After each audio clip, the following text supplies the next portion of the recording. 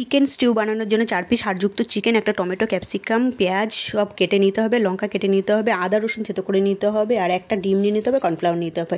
গরম কড়াইয়ের মধ্যে 1 চামচ বাটার দিয়ে রসুন হালকা ভেজে নিয়ে তার মধ্যে পেঁয়াজ, ক্যাপসিকাম, টমেটো, আদা কুচি, লঙ্কা কুচি আর চিকেন, গোলমরিচ সব কিছু স্বাদ মতো নুন দিয়ে ভেজে নিতে হবে। তারপরে এর মধ্যে গোটা গরম মশলা দিয়ে দিতে হবে, তারপরে মটরশুঁটি দিতে হবে, দিয়ে আবার একটু ভেজে নিতে হবে। তারপরে যতটা স্যুপ বানাবেন তার 3 ডবল জল দিয়ে ওটাকে ফুটিয়ে একেবারে হাফ করে নিয়ে ছাঁকনি দিয়ে ছেঁকে নেবেন। আর চিকেনগুলোকে ছোটো ছোটো করে ছাড়িয়ে নিতে হবে।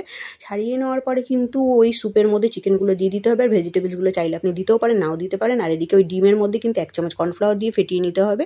আর এদিকে যখন ফুটতে থাকবে হালকা, তখন ওর মধ্যে ডিমটা দিয়ে ভালো করে খুন্তি দিয়ে নাড়াবেন। নাড়ানোর পরে তারপরে সেটাকে একদম রেডি হয়ে যাবে। আর গরম গরম খাবেন, দারুণ স্বাদের লাগে। এইভাবে কিন্তু আমিও খাই, দারুণ লাগে। একবার অন্তত আপনারা তৈরি করে খেয়ে দেখুন, খুবই ভালো লাগবে আপনাদের।